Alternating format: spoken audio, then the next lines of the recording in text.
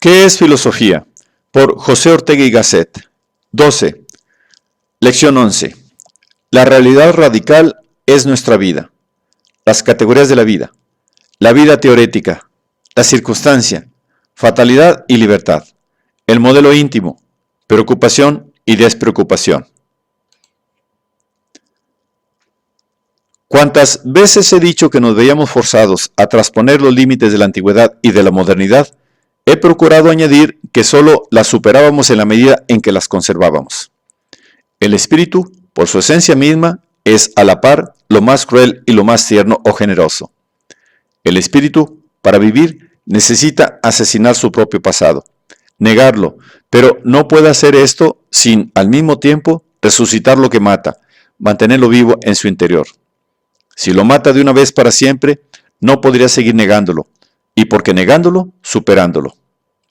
Si nuestro pensamiento no repensase el de Descartes y Descartes no repensase el de Aristóteles, nuestro pensamiento sería primitivo. Tendríamos que volver a empezar y no sería un heredero. Superar es heredar y añadir. Cuando digo que necesitamos conceptos nuevos, me refiero a lo que tenemos que añadir. Los viejos perduran, pero con un carácter subalterno. Si nosotros descubrimos un nuevo modo de ser más fundamental, es evidente que necesitamos un concepto del ser, desconocido antes, pero a la vez, nuestro concepto novísimo, tiene la obligación de explicar los antiguos, demostrar la porción de verdad que les corresponde. Así, días pasados, insinuamos, no había tiempo sino para, a lo sumo, insinuar, como la idea antigua del ser cósmico, del ser ausente, del ser substante, vale para una realidad en que aún no se ha descubierto el hecho más radical de la conciencia, y más tarde hemos mostrado cómo el ser subjetivo sería un concepto válido si no existiese una realidad previa al sujeto mismo, que es la vida. Pues bien, antigüedad y modernidad coinciden en intentar, bajo el nombre de filosofía, el conocimiento del universo o cuanto hay. Pero al dar el primer paso, al buscar la primera verdad sobre el universo, comienzan ya a discrepar. Porque el antiguo parte, desde luego, en busca de una realidad primaria, en busca de una realidad primera, entendiendo por primera la más importante en la estructura del universo. Si es teísta, dirá que la realidad más importante que explicará a las demás es Dios. Si es materialista, dirá que la materia. Si es panteísta, dirá que una entidad indiferente, a la vez materia y Dios. Pero el moderno detendrá toda esta pesquisa y disputa diciendo, es posible que en efecto sea esta o la otra realidad la más importante en el universo. Pero después de que hubiésemos demostrado, no habríamos adelantado un paso, porque ustedes han olvidado preguntarse si esa realidad que explica a las demás la hay con toda evidencia. Más aún, si esas otras realidades explicadas por ella, menos importantes que ella, existen indubitablemente. El problema primero de la filosofía no es averiguar qué realidad es la más importante, sino qué realidad del universo es la más indudable, la más segura, aunque sea, por caso, la menos importante, la más humilde e insignificante.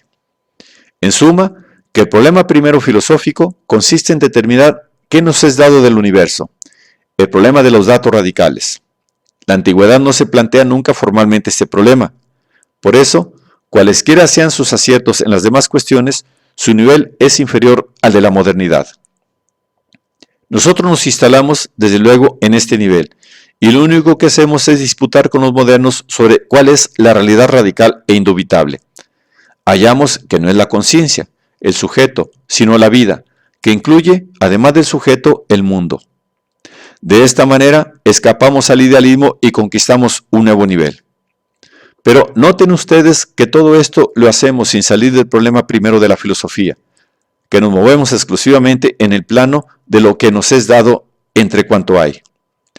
Si creemos que este dato es nuestra vida, que del universo a cada cual le es dado solo su vivir, no nos permitimos la más ligera opinión aún sobre si, además de esto que nos es dado, no hay, bien que no dadas, otras realidades mucho más importantes. El problema de lo dado o indubitable no es la filosofía, sino solo su dintel, su capítulo preliminar. Me interesa recordar Esto dicho ya en las primeras lecciones. Yo no sé si todos advierten la consecuencia que esto trae, una consecuencia elemental, tan elemental que en rigor yo no debía enunciarla, pero que me temo sea conveniente hacer constar. Es esta: si hemos reconocido que la única realidad indubitable es lo que sea, y la hemos definido, todo lo demás que digamos no podrá nunca contradecir los atributos que constituían, con toda evidencia, aquella realidad radical. Porque todas las demás cosas de que hablamos, distintas de esa primordial, son dudosas y secundarias y no poseen más firmeza que la que reciben de apoyarse en la realidad indubitable. Así, por ejemplo, supongan ustedes que alguien parte del principio moderno y dice: lo único indubitable es la existencia del pensamiento. Con ello se coloca en el nivel que llamamos modernidad. Pero luego añade: claro que además hay materia, la materia de la física, compuesta de átomos que rigen ciertas leyes. Ese hay además es completamente absurdo, si se entiende por él que lo que diga la física tiene el mismo rango de vigencia que el principio del subjetivismo. Este dice: lo real indubitable es inmaterial, y para él no rigen las leyes de la física, ciencia que se ocupa de cuasi realidades secundarias, como toda ciencia particular. Lo cual no es negar la verdad de las leyes físicas, sino acotar su vigencia al orden secundario de fenómenos a que se refieren, orden de fenómenos que no pretenden ser radical. El físico idealista, es decir, moderno, como el filósofo idealista, tendrán que explicar cómo, no habiendo más realidad indubitable que la inmaterial, el pensamiento puede hablarse con buen sentido y con verdad de cosas materiales, de leyes físicas, etc. Pero lo que no pueden hacer sin perder ipso facto su nivel es dejar que la física ejerza efectos retroactivos sobre la definición de la realidad indubitable. Lo que digamos de esta es intangible, indestructible por todo lo que partiendo de ella añadamos después. Esta es la cosa elemental que venteo no ser inoportuno subrayar. El nuevo hecho o realidad radical es nuestra vida, la de cada cual. Intente cualquiera hablar de otra realidad como más indubitable y primaria que esta y verá que es imposible. Ni siquiera el pensar es anterior al vivir, porque el pensar se encuentra en sí mismo como trozo de mi vida, como un acto particular de ella. Este mismo buscar una realidad indubitable es algo que hago, porque y en tanto que vivo. Es decir, es algo que ejecuto no aislado y por sí, sino que busco eso porque vivo ahora ocupándome en hacer filosofía y como primer acto del filosofar. Y el filosofar es, a su forma particular del vivir que supone este vivir mismo, puesto que si hago filosofía es por algo previo, porque quiero saber qué es el universo, y esta curiosidad, a su vez, existe gracias a que la siento como un afán de mi vida que está inquieta acerca de sí misma, que se encuentra, tal vez, perdida en sí misma. En suma, cualquiera realidad que queramos poner como primaria, hallamos que supone nuestra vida y que al ponerla es ya un acto vital, es vivir. Será todo lo sorprendente que se quiera esta casualidad de que la realidad única, indubitable, sea precisamente el vivir y no el mero cogito idealista, y que tanto sorprendió en su tiempo, y no la forma de Aristóteles o la idea de Platón, que a su hora parecieron intolerables paradojas. Mas, ¿qué le vamos a hacer? Así es. Pero si es así, no hay más remedio que fijar los atributos de esa nueva realidad radical. Y además no hay más remedio que aceptarlos, aunque den en rostro a todas nuestras teorías preexistentes, a todas las demás ciencias que seguimos, no obstante, reconociendo como en su punto verídicas.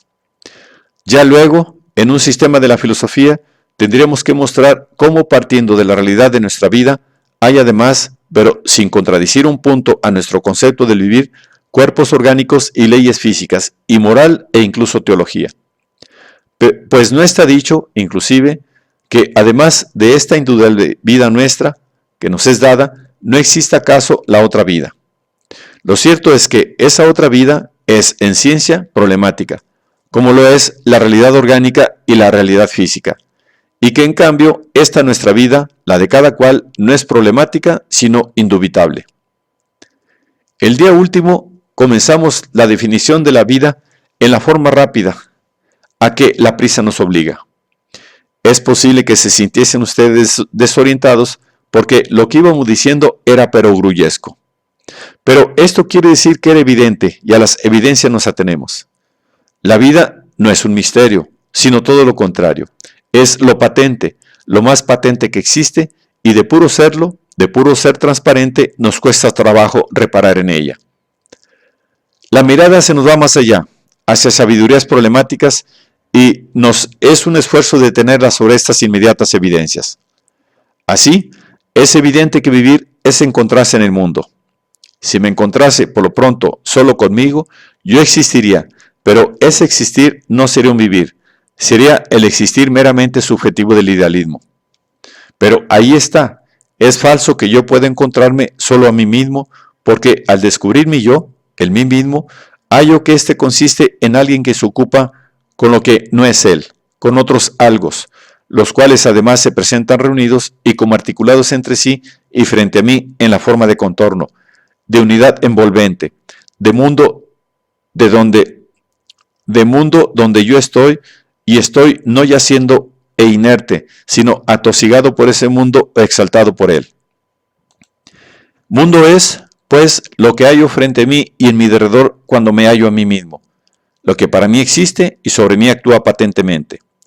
Mundo no es la naturaleza, el cosmos de los antiguos que era una realidad subsistente y por sí, de que el sujeto conoce este o el otro pedazo, pero que se reserva su misterio. El mundo vital no tiene misterio alguno para mí, porque consiste exclusivamente en lo que advierto tal y como lo advierto. En mi vida no interviene sin aquello que en ella se hace presente. El mundo, en suma, es lo vivido como tal. Supongamos que mi mundo se compusiese de puros misterios, de cosas enmascaradas, enigmáticas, como el mundo de ciertas películas americanas. Pues bien, eso, que eran misterios, que eran enigmas, me sería presente, evidente, transparente, y actuaría sobre mí como tal misterio y tal enigma. Y debería decir, el mundo que vivo es un indubitable y evidente misterio, me es patente su ser, que consiste en misteriosidad, y sería exactamente la misma situación que si dijese, el mundo es azul o amarillo. El atributo primero de esta realidad radical que llamamos nuestra vida es el existir por sí misma, el enterarse de sí, el ser transparente ante sí. Solo por eso es indubitable ella y cuanto forma parte de ella. Y solo porque es la única indubitable es la realidad radical. El encontrarse, enterarse o ser transparente es la primera categoría que constituye el vivir.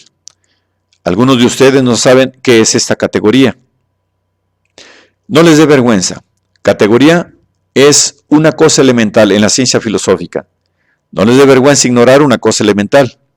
Todos ignoramos cosas elementales que está harto de saber nuestro vecino. Lo vergonzoso no es nunca ignorar una cosa. Eso es, por el contrario, lo natural. Lo vergonzoso no es querer saberla, resistirse a averiguar algo cuando la ocasión se ofrece. Pero esa resistencia no la ofrece nunca el ignorante, sino al revés, el que cree saber. Esto es lo vergonzoso, cree saber. El que cree que sabe una cosa, pero en realidad la ignora, con su presunto saber, cierra el poro de su mente por donde podía penetrar la auténtica verdad. La torpe idea que tiene, soberbia o terca, actúa como en las termiteras, nidos de insectos algo semejantes a las hormigas. El guardián, que tiene una cabeza enorme, charolada, durísima, y se dedica al menester de ponerla en el orificio de entrada, obturando con su propia testuz el agujero para que nadie entre. Así, el que cree saber, cierra con su propia idea falsa, con su propia cabeza, el operáculo mental por donde el efectivo saber penetraría. Quien ha llevado una vida intelectual pública, muy activa en España y fuera de España, automáticamente compara y la comparación le fuerza a convencerse de que en el español este hermetismo mental es un vicio permanente y endémico. Y no por casualidad. Si el hombre español es intelectualmente poco poroso, se debe a que también es hermético en zonas de su alma mucho más profundas que el intelecto. Pero ¿acaso aún más grave que esta falta de porosidad del hombre español es la insuficiente porosidad del alma femenina española? He dicho una atrocidad, pero no la he dicho al azar y por escape.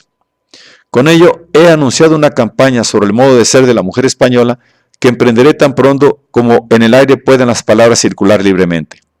Será una campaña nada halagüeña y muy penosa para mí.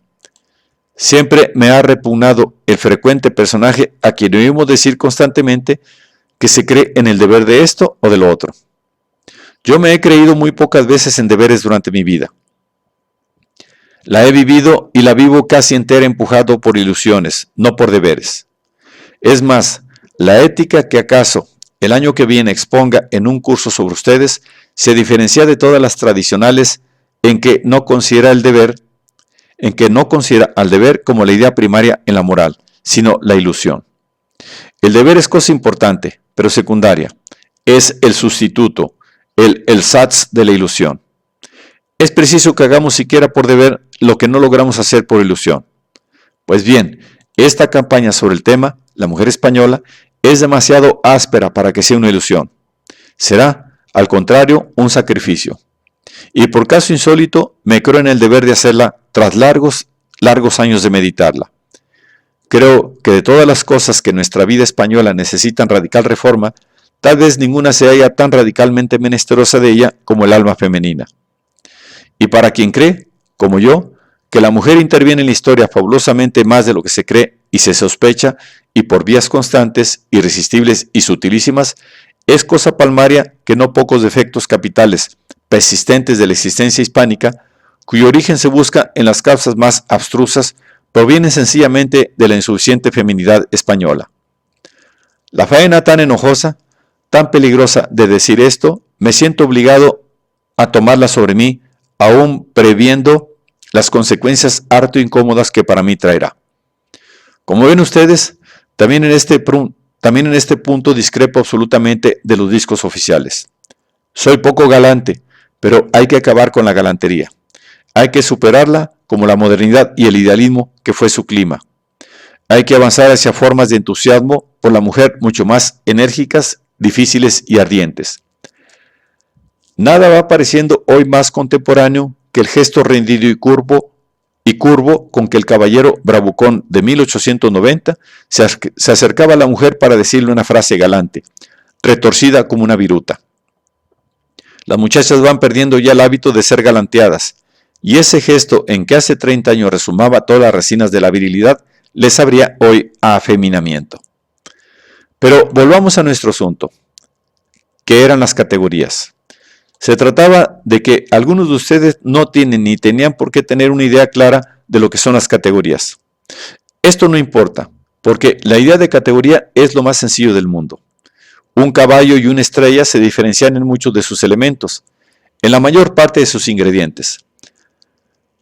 Pero por mucho que se diferencien, algo tendrán de común cuando decimos de uno y otro que son dos cosas corpóreas. En efecto, el caballo y la estrella son ambos algo real y además cada uno ocupa un espacio y existe en un tiempo y sufre o padece cambios como el moverse y a su vez produce cambios en otras cosas al chocar con ellas y tiene cada uno su color, forma, densidad propias, es decir, cualidades. De esta manera, más allá de sus innumerables diferencias, hallamos que coinciden en un mínimo de elementos y atributos. Ser real, ocupar un espacio y tiempo, tener cualidades, padecer y actuar. Como ellos, todo lo que pretenda ser cosa corpórea poseerá inexorablemente ese mínimo conjunto de condiciones o propiedades, ese esqueleto esencial del ser corpóreo. Pues esas son las categorías de Aristóteles. Las propiedades que todo ser real, simplemente por serlo, trae consigo y por fuerza contienen, antes y aparte de sus demás elementos diferenciales. Como nuestra realidad vivir es muy distinta de la realidad cósmica antigua, estará constituida por un conjunto de categorías o componentes, todos ellos forzosos, igualmente originarios e inseparables entre sí. Esas categorías de nuestra vida buscamos. Nuestra vida es la de cada cual, por tanto, distinta la mía de la tuya, pero ambas son mi vivir y en ambas habrá una serie de ingredientes comunes, las categorías de mi vida. Hay, sin embargo, para estos efectos, una diferencia radical entre la realidad mi vida y la realidad ser de la filosofía usada. Ser es algo general que no pretende por sí mismo el carácter de lo individual. Las categorías aristotélicas son categorías de ser en general. Pero mi vida, aplíquese este nombre a mi caso o al de cada caso de ustedes, es un concepto que desde luego implica lo individual, de donde resulta que hemos encontrado una idea rarísima que es a la par general e individual. La lógica hasta ahora ignoraba la posibilidad de un concepto en apariencia tan contradictorio. El mismo Hegel, que quiso buscar algo parecido, no lo logró. Su universal concreto es a la postre universal y no verdaderamente, radicalmente concreto. No es individual. Pero en este tema no puedo ni intentar ahora la penetración. Vamos de travesía. Quede intacto a barlovento. Encontrarse, enterarse de sí, ser transparente, es la primera categoría de nuestra vida. Y una vez más, no se olvide que aquí el sí mismo no es solo el sujeto, sino también el mundo. Me doy cuenta de mí en el mundo, de mí y del mundo. Esto es, por lo pronto, vivir. Pero ese encontrarse es, desde luego, encontrarse ocupado con algo del mundo. Yo consisto en un ocuparme con lo que hay en el mundo, y el mundo consiste en todo aquello de que me ocupo y en nada más. Ocuparse es hacer esto o lo otro. Es, por ejemplo, pensar. Pensar es vivir porque es ocuparme con los objetos de esa peculiar faena y trato con ellos que es pensarlos. Pensar es hacer, por ejemplo, verdades, hacer filosofía. Ocuparse es hacer filosofía o hacer revoluciones o hacer un pitillo o hacer footing o hacer tiempo. Esto es lo que en mi vida soy yo.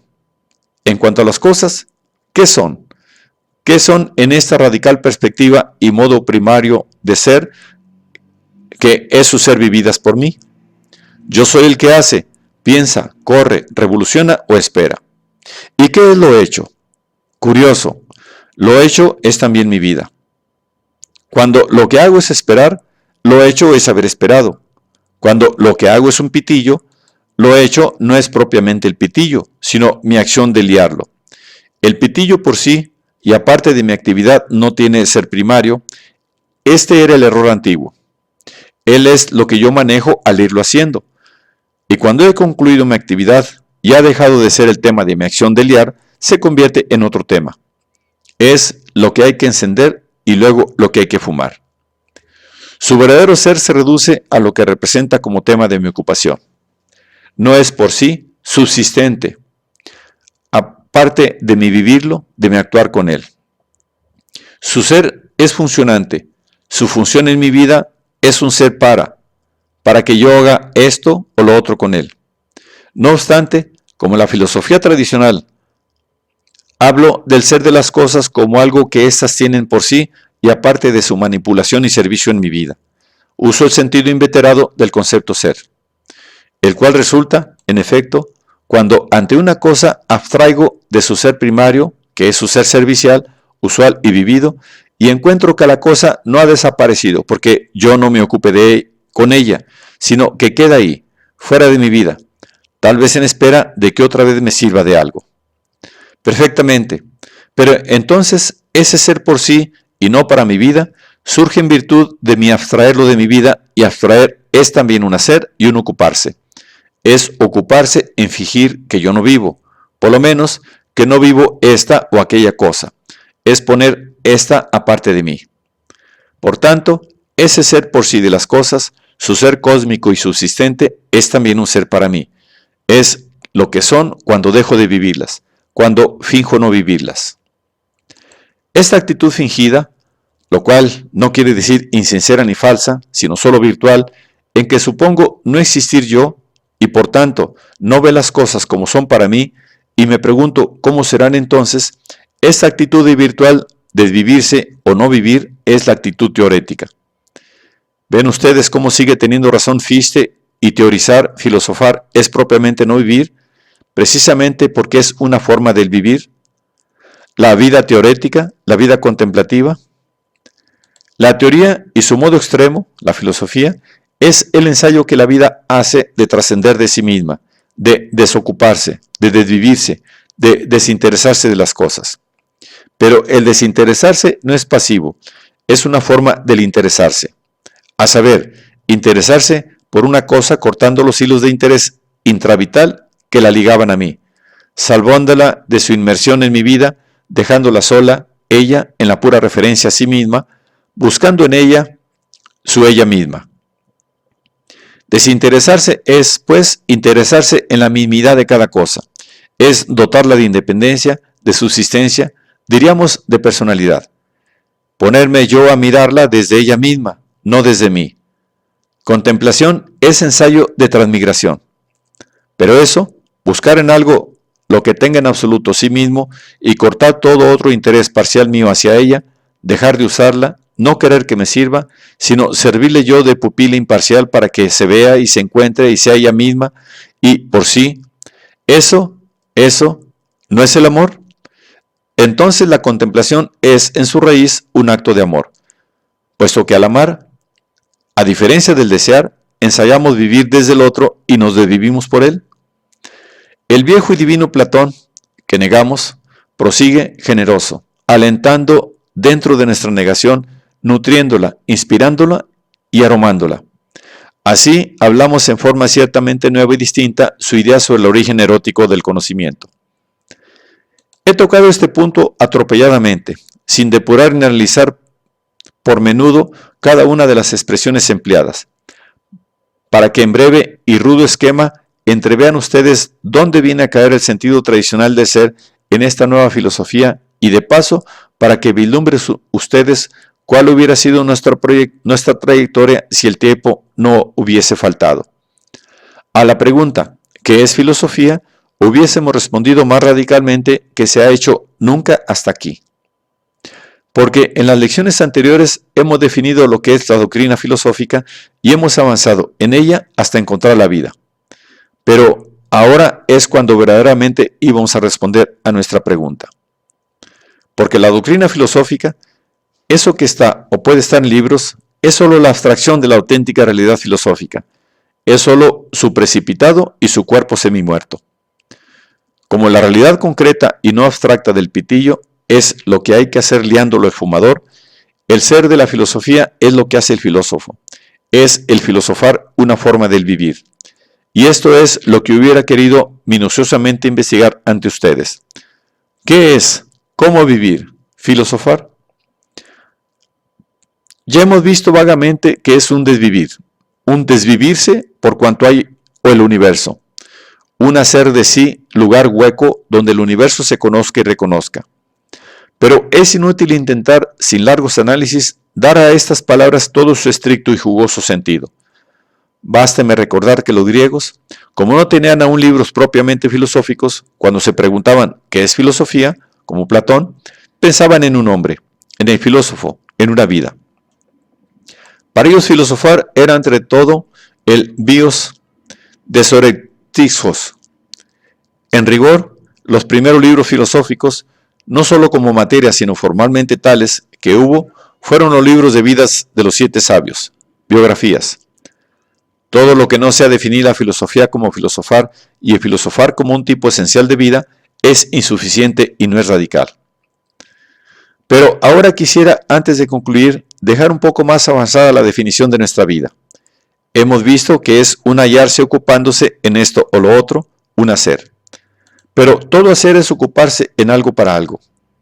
La ocupación que somos ahora radica en y surge por un propósito, en virtud de un para, de lo que vulgarmente se llama finalidad. Ese para, en vista del cual hago ahora esto, y en este hacer vivo y soy, lo he decidido yo porque entre las posibilidades que ante mí tenía, he creído que ocupar así mi vida será lo mejor. Cada una de estas palabras es una categoría y como tal su análisis sería inagotable. Resulta según ellas que mi vida actual, la que hago o lo que hago de hecho, la he decidido. Es decir, que mi vida antes que simplemente hacer es decidir un hacer, es decidir mi vida. Nuestra vida se decide a sí misma, se anticipa. No nos es dada hecha, como la trayectoria de la bala a que aludí el día anterior. Pero consiste en decidirse porque vivir es hallarse en un mundo no hermético, sino que ofrece siempre posibilidades. El mundo vital se compone en cada instante para mí de un poder para hacer esto o lo otro, no de tener que hacer por fuerza esto y solo esto. Por otra parte, esas posibilidades no son ilimitadas.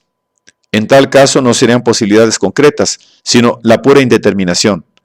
Y en un mundo de absoluta indeterminación, en que todo es igualmente posible, no cabe decidirse por nada. Para cada decisión tiene que haber a la vez limitación y holgura, determinación relativa. Esto expreso con la categoría circunstancias. La vida se encuentra siempre en ciertas circunstancias, en una disposición en torno, circum de las cosas y demás personas. No se vive en un mundo vago, sino que el mundo vital es constitutivamente circunstancia. Es este mundo aquí, ahora. Y circunstancia es algo determinado, cerrado, pero a la vez abierto y con holgura interior, con hueco o con cavidad donde moverse, donde decidirse. La circunstancia es un cauce que la vida se va haciendo dentro de una cuenca inexorable. Vivir es vivir aquí, ahora. El aquí y el ahora son rígidos, incanjeables, pero amplios. Toda vida se decide a sí misma constantemente entre varias posibles. Los astros inducen, pero no arrastran.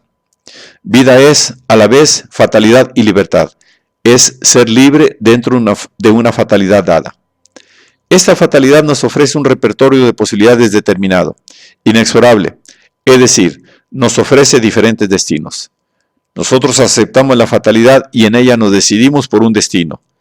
Vida es destino.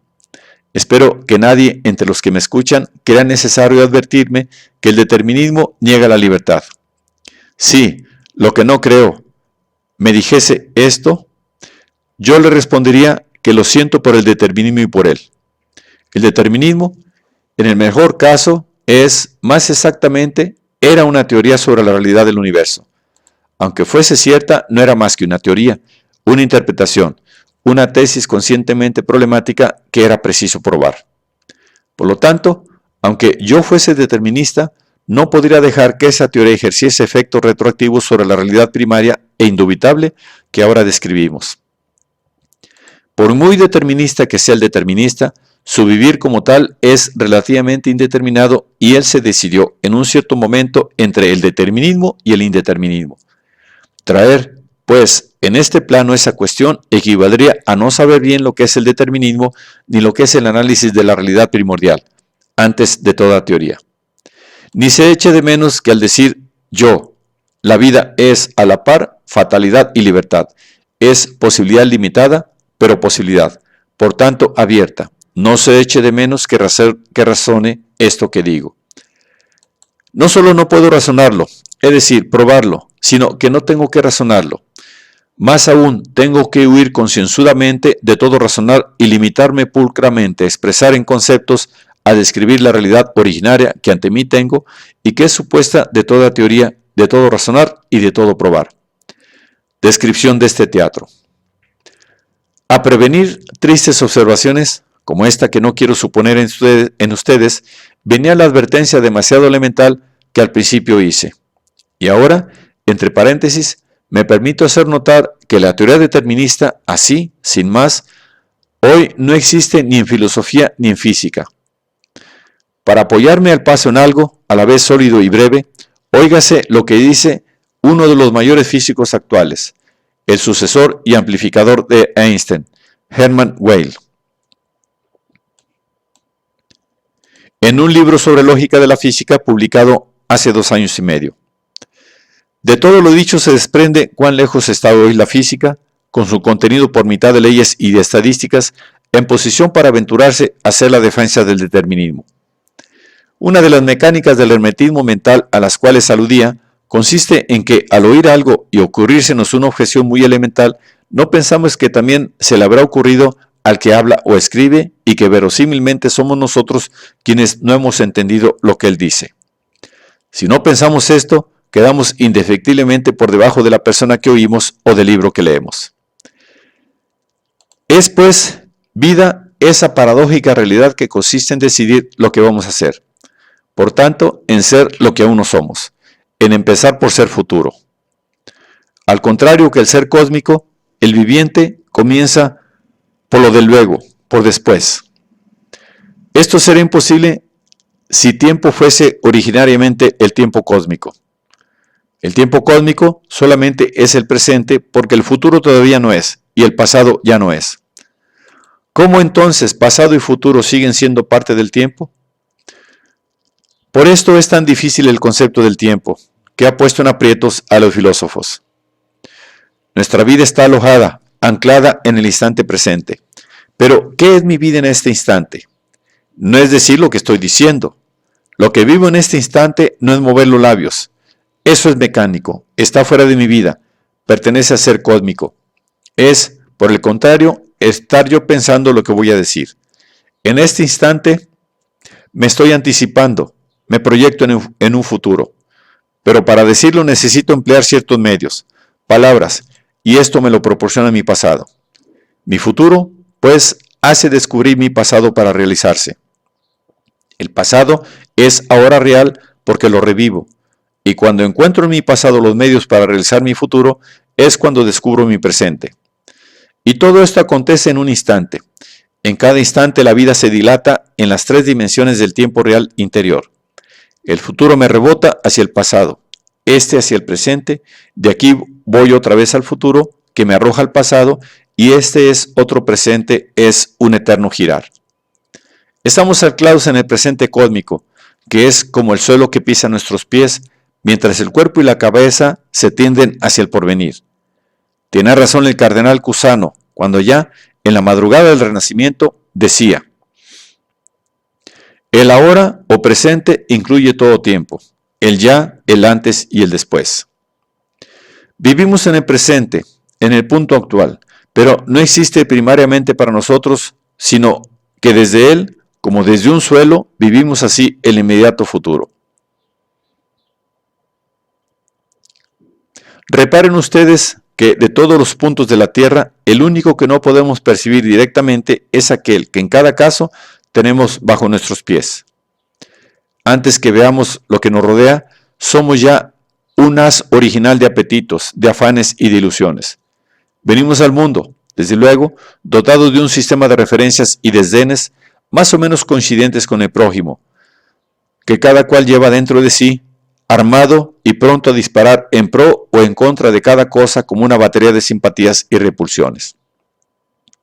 El corazón, máquina incansable de preferir y desdeñar, es el soporte de nuestra personalidad. No se diga, pues, que es lo primero la impresión. Nada importa más para renovar la idea de lo que es el hombre como rectificar la perspectiva tradicional según la cual, si deseamos una cosa, es porque antes la hemos visto. Esto parece evidente, y sin embargo es en gran parte un error. El que desea la riqueza material no ha esperado para desearla ver el oro, sino que, desde luego, la buscará donde quiera que se halle, atendiendo al lado de negocio que cada situación lleva en sí. En cambio, el temperamento artista, el hombre de preferencias estéticas, atravesará esas mismas situaciones ciego para su lado económico y prestará atención, o mejor dicho, buscará por anticipado lo que en ellas resida de gracia y de belleza. Hay, pues, que invertir la creencia tradicional. No deseamos una cosa porque la hayamos visto antes, sino al revés, porque ya en nuestro fondo preferíamos aquel género de cosas, las vamos buscando con nuestros sentidos por el mundo. De los ruidos que en cada instante llegan a nosotros y materialmente podríamos oír, solo oímos, en efecto, aquellos a que atendemos, es decir, aquellos que favorecemos con el subrayado de nuestra atención, y como no se puede atender una cosa sin desatender otras, al escuchar un son que nos interesa, desoímos enérgicamente todos los demás. Todo ver es un mirar, todo oír es a la postre un escuchar, todo vivir un incesante original preferir y desdeñar. En nada aparece acaso esto mejor que en el área estremecida de nuestros amores. En el fondo durmiente del alma femenina, la mujer, cuando lo es en plenitud, es siempre bella durmiente del bosque vital que necesita ser despertada. En el fondo de su alma, sin que ella lo advierta, lleva performada una figura de varón, no una imagen individual de un hombre, sino un tipo genérico de perfección masculina. Y siempre dormida, sonambúlicamente camina entre los hombres que encuentra, contrastando la figura física y moral de estos con aquel modelo preexistente y preferido. Esto explica dos hechos que se producen en todo auténtico amor. Uno es la subitaneidad del enamoramiento. La mujer, y lo mismo podría decirse del hombre, queda en un solo instante, sin transición ni proceso, fulminada por el amor. Esto sería inexplicable si no preexistiese al encuentro casual con aquel hombre una secreta y tácita entrega de su ser a aquel ejemplar que en su interior siempre llevaba. El otro hecho consiste en que la mujer, al amar profundamente, no solo siente que su fervor será eterno en dirección al porvenir, sino que le parece haber querido a aquel hombre desde siempre, desde las misteriosas profundidades del pasado, desde no se sabe qué dimensiones del tiempo en anteriores existencias. Esta adhesión eterna y como innata no se refiere, claro está, a aquel individuo que ahora pasa, sino va dirigida a aquel modelo íntimo que palpitaba como una promesa en el fondo de su alma quieta, y que ahora, en aquel ser real, ha encontrado realización y cumplimiento. A esta extrema medida, y hasta qué punto, es el humano vivir constante anticipo y preformación del futuro. Siempre somos muy perspicaces para aquellas cosas en que se realizan las cualidades que preferimos, y en cambio somos ciegos para percibir las que restan, aunque sean perfecciones superiores o iguales, las que residen en cosas que están en órdenes extraños a nuestra innata sensibilidad. Lo primero es el futuro. Incesantemente lo oprimimos con nuestra atención vital para que en nuestra mano resume el jugo favorable, y solo en vista de lo que de él demandamos y en vista de lo que de él esperamos, tornamos la mirada al presente y al pasado para hallar en ellos los medios con que satisfacer nuestro afán. El porvenir es siempre el capitán, el dux. Presente y pretérito son siempre soldados y edecanes. Vivimos avanzando en nuestro futuro, apoyados en el presente, mientras que el pasado, siempre fiel, va a nuestra vera, un poco triste, un poco inválido, como al hacer camino en la noche, la luna, paso a paso, nos acompaña apoyando en nuestro hombro su pálida amistad. En un buen orden psicológico, pues, lo decisivo no es la suma de lo que hemos sido, sino de lo que anhelamos ser. El apetito, el afán, la ilusión, el deseo. Nuestra vida, queramos o no, es en su esencia misma futurismo. El hombre va siendo llevado por sus ilusiones, imagen que en su barroquismo pintoresco está justificada, porque en efecto, la punta de la nariz es lo que suele ir a la vanguardia, lo que ya de nosotros al más allá espacial. En suma, lo que nos anticipa y nos precede. El decidir esto o lo otro es aquella porción de nuestra vida que tiene un carácter de libertad. Constantemente estamos decidiendo nuestro ser futuro y para realizarlo tenemos que contar con el pasado y servirnos del presente, operando sobre la actualidad. Y todo ello dentro de la hora, porque ese futuro no es uno cualquiera, sino el posible ahora. Y ese pasado es el pasado hasta ahora, no es el de quien vivió hace 100 años. ¿Ven ustedes? Ahora es nuestro tiempo, nuestro mundo, nuestra vida. Va esta cursando mansa o revuelta, ribera o torrente por el paisaje de la actualidad, de esa actualidad única, de ese mundo y ese tiempo, que con una etiqueta abstracta llamamos 1929 después de Cristo. En él vamos incrustados. Él nos marca un repertorio de posibilidades e imposibilidades, de condiciones, de peligros, de facilidades y de medios. Él limita con sus facciones la libertad de decisión que mueve nuestra vida y es, frente a nuestra libertad, la presión cósmica es nuestro destino. No era, pues, una frase decir que nuestro tiempo es nuestro destino. El presente, en que se resume y condensa el pasado individual y el histórico, es, pues, la porción de fatalidad que interviene en nuestra vida. Y en ese sentido, tiene esta siempre una dimensión fatal y por eso es un haber caído en una trampa. Solo que esa trampa no ahoga, deja un margen de decisión a la vida y permite siempre que de la situación impuesta del destino demos una solución elegante y nos forjemos una vida bella. Por esto, porque la vida está constituida de un lado por la fatalidad, pero de otro por la necesidad, por la necesaria libertad de decidirnos frente a ella, hay en su raíz misma materia para un arte, y nada la simboliza mejor que la situación del poeta que apoya en la fatalidad de la rima y el ritmo la elástica libertad de su lirismo. Todo arte implica aceptación de una traba, de un destino, y como Nietzsche decía, El artista es el hombre que danza encadenado. El artista es el hombre que danza encadenado. La fatalidad, que es el presente, no es una desdicha, sino una delicia. Es la delicia que siente el cincel al encontrar la resistencia del mármol. Imaginen ustedes por un momento que cada uno de nosotros cuidase tan solo un poco más cada una de las horas de sus días, que le exigiese un poco más de donosura e intensidad, y multiplicando todos estos mínimos perfeccionamientos y dosificaciones de unas vidas por las otras, calculen ustedes el enriquecimiento gigante, el fabuloso ennoblecimiento que la convivencia humana alcanzaría.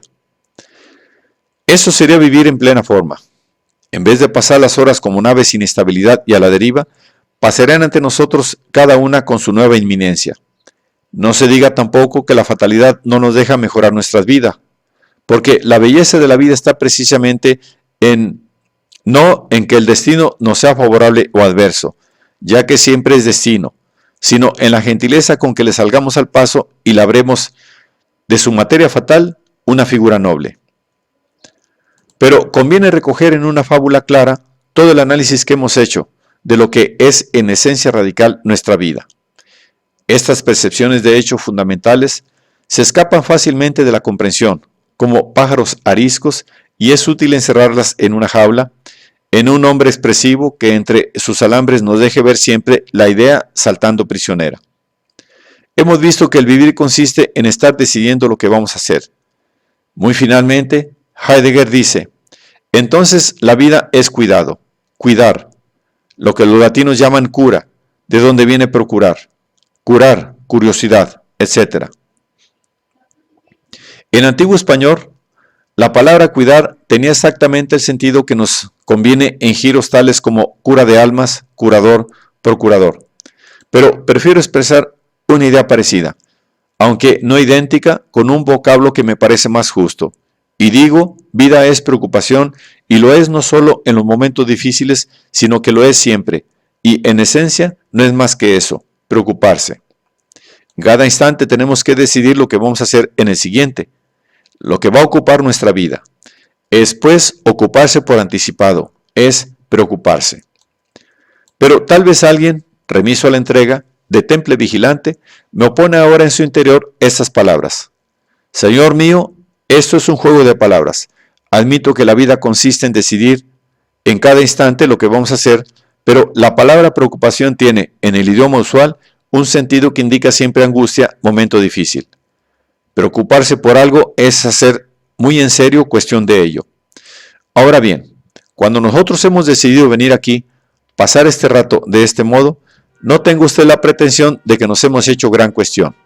Así, la mayor parte de la vida, y lo mismo que la de usted, va fluyendo despreocupada. ¿A qué, pues, emplear esa palabra tan grave, tan patética, si no coincide con lo que se nombra? No estamos, afortunadamente, bajo el imperio del romanticismo, que se alimentaba de exageración y de impropiedad. Exigimos que se hable con limpieza, exactitud y claridad, con vocablos precisos y desinfectados como instrumentos de un cirujano.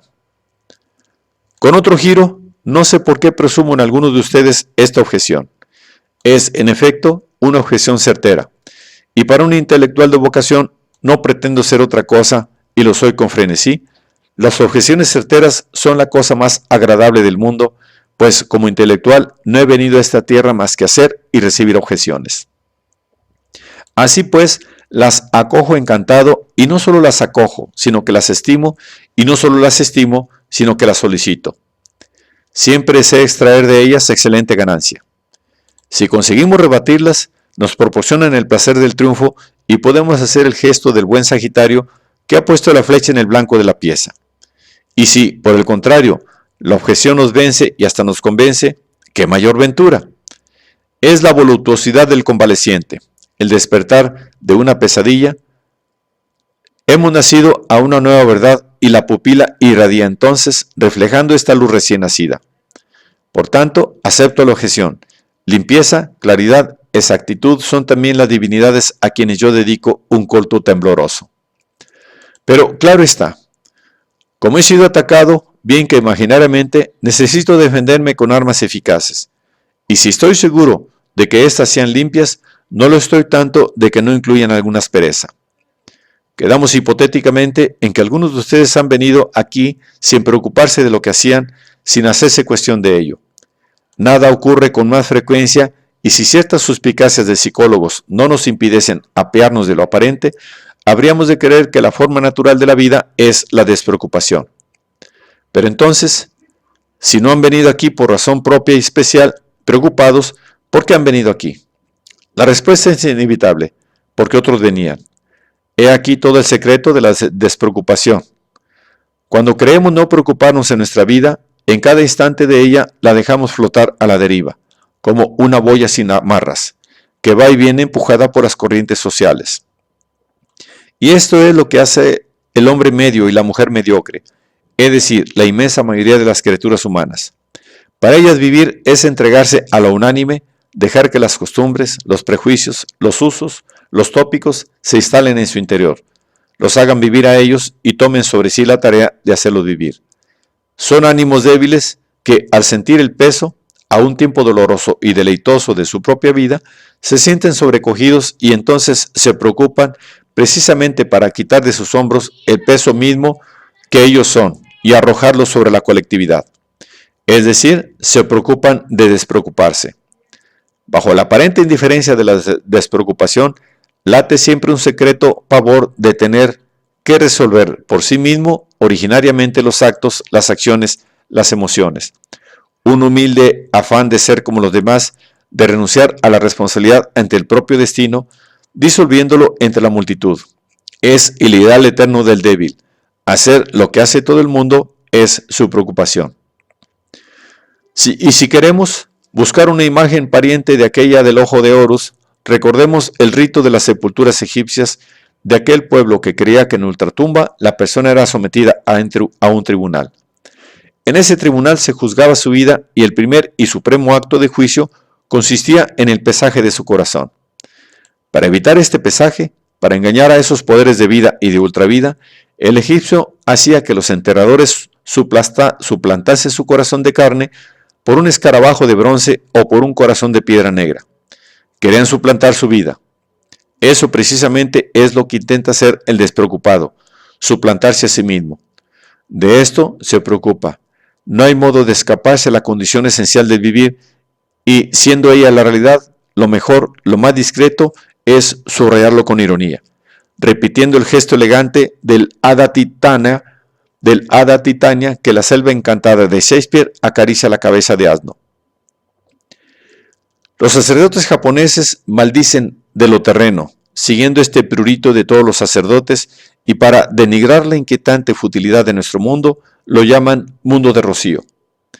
En un poeta, Isa, aparece un sencillo haikai, al cual me atengo y dice así: un mundo de rocío no es más que un mundo de rocío. Y sin embargo, aceptemos este mundo de rocío como materia para hacer una vida más completa.